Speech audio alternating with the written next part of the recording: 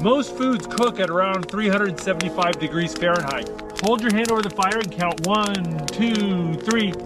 And when you can get to 3 without it hurting, that's about 375 degrees Fahrenheit. So right about here.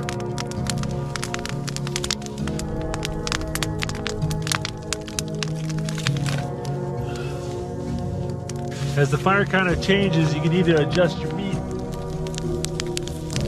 I like a little bread with my steak, so I brought along some bread dough. I made this up like a week ago. Didn't use it, so I threw it in the fridge. It's still good. Yeah, just got a little bit more of that sourdough goodness.